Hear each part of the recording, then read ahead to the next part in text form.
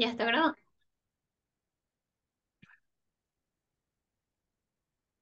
En la retinopatía por leucemia también podemos tener infiltrados que se debe a recuentos sanguíneos elevados, se relaciona con enfermedad fulminante, mortalidad prematura, por lo general, pero no siempre se va a observar con una hemorragia circundante, como podemos ver en la imagen. Eh, Podemos tener rayas gris-blanca a lo largo de estos vasos causados por infiltrados perivasculares locales. Podemos tener grandes nódulos grises blancos de diferentes tamaños en retina. Podemos tener infiltrados subretinianos denominados hipopión subretiniano, infiltración del nervio óptico, también infiltrados coroideos, en donde va a generar desprendimientos de retina seroso o de epitelio pigmentario de la retina y masas coroideas discretas. Y ya en el infiltrado vítreo puede haber la membrana limitante interna va a actuar como una barrera eficaz para la infiltración de células leucémicas, pero muy rara vez pueden invadir el vitrio desde el disco óptico y puede asociarse con hemorragia vitrea también. Mm, Podemos tener oclusión de vena central de la retina, microneurismas periféricos, neovascularización periférica, similar a lo ocurrido, lo que vimos en la anemia falciforme, desprendimiento de retina, infiltrados vítreos, infiltrados coroideos. Los pacientes son susceptibles a infecciones oportunistas, afección del nervio óptico e hipertensión ocular. También tenemos como manifestación la neuropatía óptica por leucemia, en donde la infiltración del sistema nervioso central puede ocurrir como parte de presentación inicial o como un signo de recurrencia de la leucemia. Entonces se presume que la diseminación al nervio óptico proviene de las leptomeninges a través de los tabiques piales y los espacios perivasculares. Este patrón va a permitir la extensión a las capas superficiales del cerebro y los nervios craneales desde el perineuro y endoneuro, y las células leucémicas también tienden a acumularse alrededor de los vasos sanguíneos dentro del nervio óptico y tienden el potencial de interrumpir este flujo sanguíneo, y la infiltración de los tabiques viales puede causar éstasis en el flujo exoplásmico, lo que puede retardar la conducción axonal y finalmente provocar desmineralización del nervio. Además de esto, va a haber una disfunción del nervio óptico resultante de esta infiltración directa de los leucocitos neoplásicos. En la extensión de la infiltración puede afectar todo el nervio o puede limitarse la vaina del nervio óptico. Eh, Puede haber, esto es un indicador de afección del sistema nervioso central, es una emergencia neurooncológica, requiere una intervención inmediata para evitar la pérdida permanente de la visión. Pero el nervio óptico suele ser un sitio de recaída del sistema nervioso central en el caso de la leucemia, y se debe ser conscientes de la importancia de una evaluación oftalmológica y oncológica exhaustiva y urgente en pacientes que tengan pérdida visual y que tengan diagnóstico de leucemia. Bueno, el paciente interrogar si tiene los antecedentes, evaluar el movimiento ocular. Si tienen dolor ocular, también pueden tener cefalea, manifestaciones hematológicas, bueno, pueden tener petequia, sangrado en encías, equimosis, y las sistémicas ya fiebre, pérdida de peso y malestar general. Además de esto, se debe realizar el examen neurooftalmológico completo, se pueden realizar pruebas adicionales como OCT, en donde se va a ver adelgazamiento y pérdida de la capa de fibras negrosas de la retina. También se puede observar edema y atrofia de la cabeza del nervio óptico, edema y palidez, con presencia de infiltrados en el nervio óptico en forma de manchas algodonosas y manchas de Rod y hemorragia. También vemos que dentro del diagnóstico destacan la resonancia magnética de cerebro y órbita con y sin contraste. Eh, También destacan la biopsia de nervio óptico. Hablan de que se puede considerar la biopsia en pacientes que tengan neuropatía óptica por leucemia con pérdida grave de la visión, y para poder realizar pruebas cuando ya las pruebas preliminares que tiene el paciente no han sido concluyentes. Es decir, el paciente se le hizo punción lumbar, citología de líquido cefalorraquídeo, neuroimágenes y no tienen un diagnóstico concluyente. También se puede hacer punción lumbar con citología y citometría de flujo, en donde se va a hacer el diagnóstico de leucemia. Requiere la presencia de células blásticas leucémicas, más de 5 células por ml, en líquido cefalorraquídeo, y un espécimen positivo es útil para confirmar la diseminación metastásica del líquido cefalorraquídeo. Sin embargo, los resultados pueden ser normales. Las pruebas de laboratorio, el hemograma completo, en donde se puede evidenciar la leucocitosis a menudo mayor a 100.000 células por microlitro. Los hallazgos van a concordar con vamos a poder, el paciente puede tener anemia, trombocitopenia, leucemia o pancitopenia. En el frotis sanguíneo periférica, lo que vamos a buscar es células blásticas o bastones de Auger que en pacientes con signos y síntomas sospechosos de leucemia aguda, en la biopsia de médula ósea, también puede revelar infiltrados de células blásticas que se va a utilizar como prueba confirmatoria, y la citometría de flujo inmunofenotipado, que va a ayudar al diagnóstico de la leucemia al identificar ciertos marcadores celulares que van a revelar el linaje de estas células plásticas leucémicas. El tratamiento, bueno, estas células leucémicas son radiosensibles, aunque cierto grado está relacionado. Existe cierto riesgo relacionado con la radioterapia que está cercana al nervio óptico. em, y la quimioterapia intratecal sola puede dar lugar a una eficacia limitada de tratamiento. Esta terapia puede mejorar las manifestaciones de la leucemia del sistema nervioso central, pero es posible que no mejoren los síntomas de la neuropatía óptica por infiltración por leucemia. Y una teoría sugiere que la invasión masiva de células leucémicas puede actuar como una barrera entre las lesiones del nervio óptico y el resto del sistema nervioso central. No obstante, la quimioterapia intratecal, en combinación con la radiación orbitaria, es una terapia clave en el tratamiento de la neuropatía óptica por leucemia. Ya culminando, vamos a hablar acerca de los linfomas. Los linfomas son un conjunto de enfermedades neoplásicas de los linfocitos. Se van a diferenciar de las leucemias en que este proceso oncogénico va a ocurrir ya en las fases extramedulares del desarrollo linfocitario, y el origen de las diferentes linfomas va a depender de la estirpe y de la etapa en que el linfocito se encuentre en su proceso de malignización. Entonces vamos a destacar lo que es el linfoma no Hodgkin y el linfoma. El linfoma Hodgkins va a presentar unos picos de incidencia, siendo la neoplasia más frecuente entre los 15 y 19 años de edad, volviendo a aumentar con su frecuencia ya cuando el paciente es anciano. Se caracteriza histológicamente por células malignas células malignas del tumor, y abundancia de células reactivas no malignas que la acompañan, como son linfocitos, eosinófilos, neutrófilos, histiocytos y células plasmáticas. Se presenta clínicamente, el paciente va a tener tumoración ganglionar no dolorosa en la región cervical, supraclavicular o mediastínica. En ocasiones va a estar acompañada con síntomas como fiebre, pérdida de peso, sudoración nocturna. El diagnóstico diferencial debe de ser de todas las causas de adenopatías, infecciones autoinmunes o malignas, y la punción con aspirado la punción con aspiración de aguja fina, puede ser el primer paso para el proceso diagnóstico. Ante la sospecha clínica, se puede hacer que precise el examen histológico de una adenopatía completa para poder evaluar bien su arquitectura. También se puede realizar tomografía por emisión de positrones y resonancia magnética. Y además, las segundas neoplasias, especialmente el cáncer de mama, son la mayor causa de muerte y mortalidad entre los supervivientes de linfoma Hodgkin pediátrico. Entonces, aquí vemos su clasificación.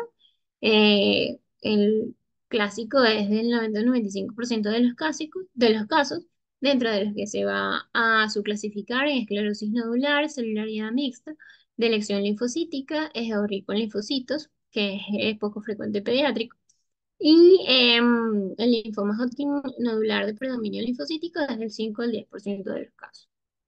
Y hablando del linfoma no Hodgkin, es un grupo heterogéneo de linfomas que van a tener una presentación clínica más agresiva en forma de enopatías, masas de rápido crecimiento que pueden producir síntomas de compresión y lisis tumoral.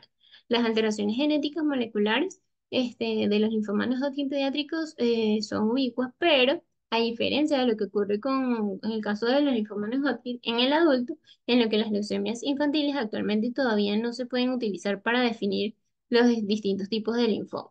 ¿Ok? Entonces, la incidencia del linfoma no Hodgkin va a aumentar constantemente a lo largo de toda la vida del individuo. El único factor etiológico favorecedor del desarrollo del linfoma no Hodgkin conocido actualmente es la inmunodeficiencia primaria o adquirida. Entonces, los subtipos de linfoma van a clasificarse en neoplasias de los precursores linfoides, que pueden ser linfoma linfoblástico T o B, las neoplasias de células B maduras, que es el linfoma de Burkitt, linfoma difuso de células grandes B, linfoma de células B mestínico primario, y las neoplasias de células T maduras. ¿Ok? Em, Además de esto, la clínica, aquí podemos relacionarlo con la clínica pediátrica. En el linfoma de Burkitt, el paciente va a tener ya lesiones, masas abdominales, imaginación intestinal, masas en anillo de Waldeyer ya en las amígdalas. El linfoma difuso de células B ya tiene adenopatías periféricas, masas abdominales, afectación ósea, metastásica múltiple. El linfoma de células grandes mediastínicos vamos a tener ya afección de mediastino, predominio en mujeres. El linfoma anaplásico de células grandes va a tener afección de piel, ganglios periféricos, puede simular una celulitis o adenitis infecciosa. Y el linfoma linfoblástico pre-T de células T, vamos a tener una lesión en mediastino. Y el linfoma linfoblástico de células B ya en piel, huesos y ganglios. Entonces, el linfoma no Hodgkin puede debutar en la infancia en forma de una emergencia médica, como son un síndrome de vena cava superior, o el paciente puede tener compresión de vía aérea, síndrome de lisis tumoral, insuficiencia respiratoria o cardíaca por derrames masivos, insuficiencia renal por afección renal directa o urinaria, y síndromes de compresión medular, etc. Entonces, ¿cómo va a ser? Entonces, vamos a tener que estos linfomas, dependiendo de dónde estén ubicados, van a tener sus signos a nivel ocular. Entonces, cuando tenemos el linfoma que está ubicado en conjuntiva, ¿cómo va a ser? Bueno, vamos a ver que el- el- la tomografía computarizada y la resonancia magnética nos puede ayudar a hacer el diagnóstico, también el cribado hematológico. ¿Y cuáles van a ser los síntomas? Bueno, el paciente puede tener irritación, sensación de ojo seco, lagrimeo, tosis, enrojecimiento, particularmente en los de bajo grado. Y los tipos de grado bajo a menudo tienen una duración de síntomas de 4 o 6 meses antes de la presentación, mientras que algunos subtipos de grado alto requieren ya una evaluación más rápida. Y en el examen físico puede revelar unas masas o parches de color salmón, quemocistosis, hiperemia, resequedad y epífora. Y las lesiones del linfoma difuso de células B grandes pueden dar una coloración como grisácea. El diagnóstico diferencial, tenemos que la hiperplasia linfoide reactiva benigna, los tumores benignos de la superficie ocular, como granuloma piógeno, papiloma, tumores malignos como el carcinoma de células escamosas, entre otras, van a ser nuestros diagnósticos diferenciales, pero tenemos que tener en cuenta el linfoma como diagnóstico diferencial. Los procedimientos diagnósticos toman muestras de tejido, en donde se va a fijar y se va a hacer el diagnóstico histopatológico, y también se puede hacer citometría de flujo con esta muestra y hacer el diagnóstico también. En el tratamiento, resección quirúrgica, también crioterapia, radioterapia y quimioterapia sistémica o terapia dirigida a este tipo de lesión. La radioterapia de externo es el tratamiento de elección cuando se trata de estas lesiones, y también tenemos que por lo general se utiliza como la radioterapia como un tratamiento fraccionado de 15 sesiones. Podemos tener ya efectos benéficos, y el 80% no va a experimentar progresión ni recurrencia durante un periodo de seguimiento de 5 años.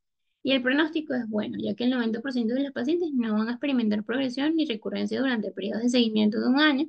Los linfomas de bajo grado tienen una progresión más baja, seguido de los linfomas difusos de células B grandes y las células de manto de grado más alto. Los linfomas de células T van a tener un peor pronóstico, ya que el 50% de los pacientes van a experimentar progresión y recurrencia. Entonces, la edad parece ser un marcador pronóstico importante para los linfomas de células T, ya que ya es más frecuente en mayores de 50 años, que tienen más probabilidad de recidivar. Sí, el seguimiento a largo plazo de estos pacientes, ya que tienen mayor riesgo de mortalidad. Em, y ya el linfoma puede tener manifestaciones intraoculares, en donde el paciente puede tener un linfoma vitreoretiniano, en donde vamos a tener que es una enfermedad linfoproliferativa intraocular común. Pues se puede clasificar cuando secundario, cuando surge debido a una metástasis de un paciente que ya presentaba linfoma sistémico. La etiología es que va a haber un subtipo histológico difuso de células B grandes, aunque ocasionalmente también puede ser infiltrados de células T. Representan el menor de 1% de todos los tumores intraoculares, del 4 al 6% de tumores intracraneales y del 1 al 2% de todos los linfomas no Hodgkin extraganglionares. Entonces, la afección del sistema nervioso central es frecuente, desarrollándose entre un 35 y 90% a lo largo del curso de la enfermedad. Y vemos que las mujeres se ven más afectadas que los hombres, eh, se presenta entre la cuarta y sexta década de la vida, aunque se han notificado casos a los 15 años. Y el 80-90% de los pacientes van a tener enfermedad bilateral, aunque la presentación inicial puede ser unilateral y asimétrica. Entonces vemos que estos pacientes pueden tener en segmento anterior pueden presentar celularidad, así como precipitados queráticos. Ya en la microscopía confocal, estos precipitados queráticos han demostrado tener características que recapitulan estos linfocitos grandes atípicos con núcleos grandes y citoplasma mínimo. Estas células pueden incluso estratificarse y presentarse como un hipopio. Entonces, en estas situaciones, el ojo está generalmente con menos signos de inflamación de lo que estaría con un hipopio de etiología infecciosa. Los signos, bueno, inflamación vítrea, lesiones subretinales, opacidades vítreas, vamos a tener lesiones subretinianas pequeñas, como pequeños montículos de color amarillento, blanco, que van a ir agrandándose y expandiéndose y va a ir produciendo masas subretinianas amarillentas de pigmentación marrón en el centro, que se va a conocer como va a tener como una pigmentación en piel de leopardo. Estas lesiones pueden volverse atróficas y encogerse con el tratamiento con el paso del tiempo. Pueden afectar también, estas lesiones afectar el nervio óptico, inflamación, produciendo inflamación. Y se puede observar que se afecta el revestimiento de los vasos sanguíneos, pueden estar reactivos por inflamación de estas células linfóticas. Y los síntomas del paciente puede presentar visión borrosa, sensación de miasopsias o combinación de ambos. El diagnóstico clínico se puede realizar también una vitrectomía diagnóstica y terapéutica, pero particularmente en el paciente, ¿qué pasa? Estos pacientes pueden tener mejoría con el uso de esteroides tópicos. Entonces, debe hacerse una diferenciación con la uveitis. ¿Ok? Entonces, un paciente con uveitis, también debemos de pensar que existe esta patología como el linfoma intraocular, en donde podemos ver que con la angiografía con fluoresceína vamos a tener áreas de hipofluorescencia con áreas de hiperfluorescencia.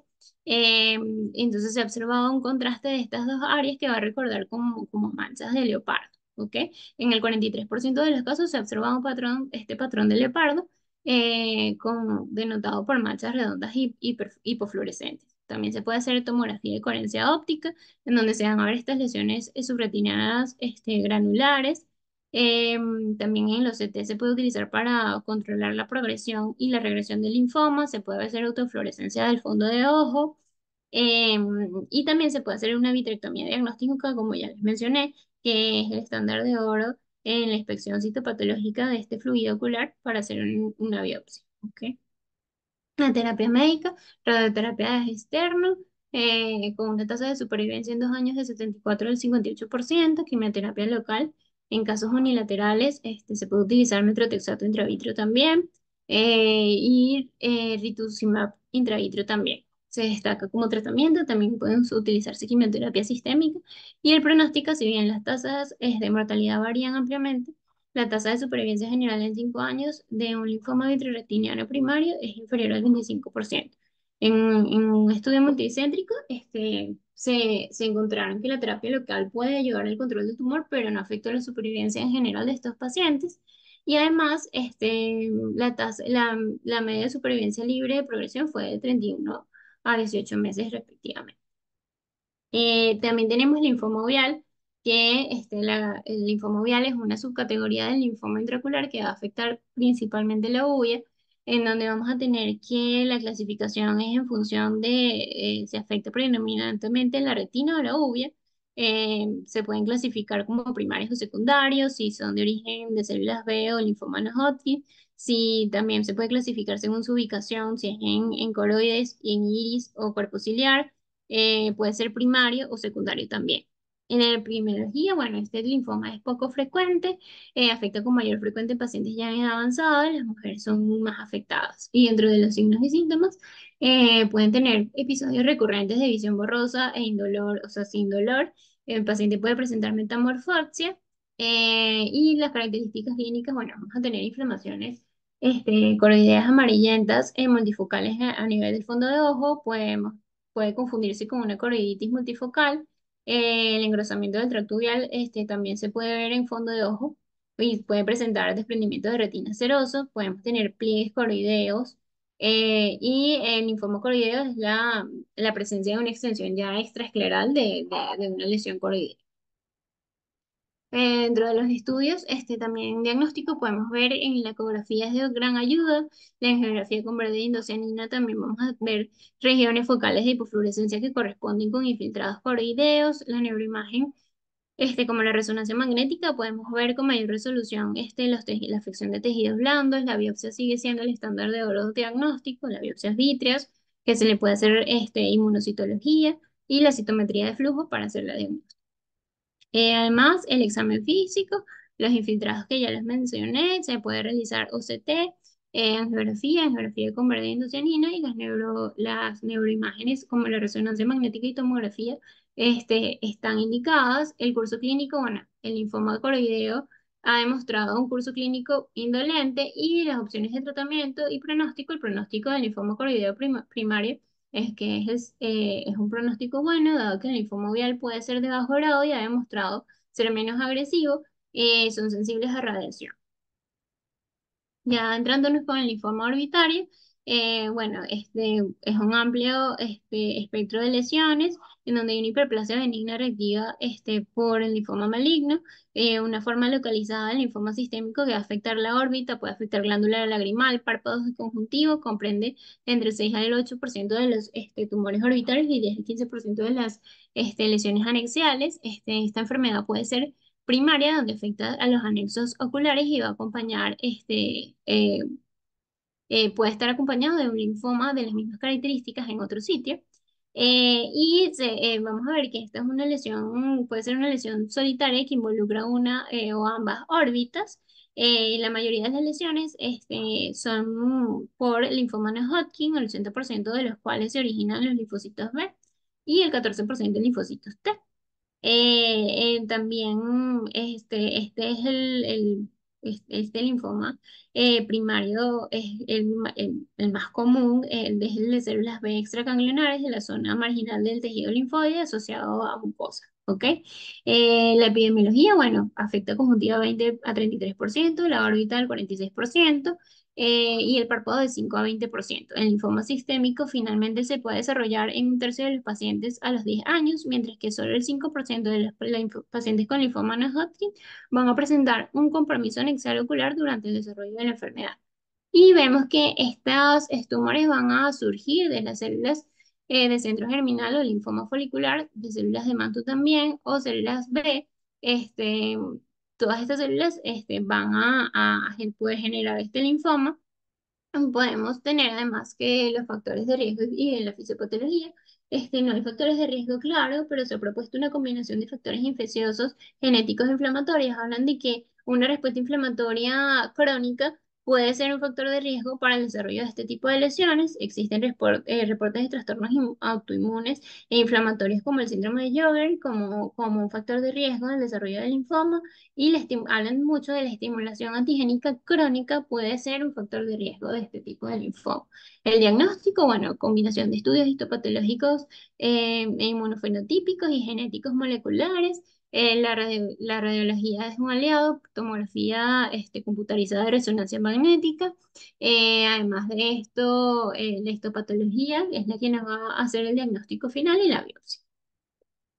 El linfoma orbitario tiene su clasificación de bajo grado, en donde hay una tasa de crecimiento lenta, de grado intermedio, crecimiento moderado y alto grado, crecimiento rápido. Entonces, en etapa 1 está confinado a órbita, en etapa 2 hay infección de estructuras adyacentes como senos paranasales, amígdalas y nariz. Etapa 3 enfermedad de ganglios abdominales por debajo del diafragma y 4 compromisos diseminados en uno o más sitios extraganglionares. Y ya finalizando, tenemos el mieloma múltiple, que es una enfermedad, un trastorno neoplásico hematológico que resulta de la proliferación de células plasmáticas malignas. Van a producir inmunoglobulinas, que son parte integral de la respuesta inmunitaria humoral, y hay una proliferación anormal de células plasmáticas malignas, lo que va a conducir a una sobreproducción de linajes específicos de inmunoglobulinas y tienen manifestaciones multiorgánicas y pueden presentarse como múltiples síntomas y signos oculares, incluyendo párpado, iris, afección de iris, córnea, retina, nervio óptico y cerebro. El mieloma múltiple es resultado de una proliferación incontrolada de células plasmáticas. Las células se producen a partir de los linfocitos B. Entonces, dependiendo de la célula plasmática que esté proliferando, va a producirse en exceso una de sus cadenas y los niveles de IgG o IgA suelen estar súper elevados. La cadena ligera puede ser la capa o la lambda de la afectada y a medida que avanza el mieloma múltiple, las cadenas ligeras van a producir un exceso en relación a las cadenas pesadas y la tasa de cambio de estas cadenas de inmunoglobulina se pueden detectar para determinar la gravedad de la enfermedad.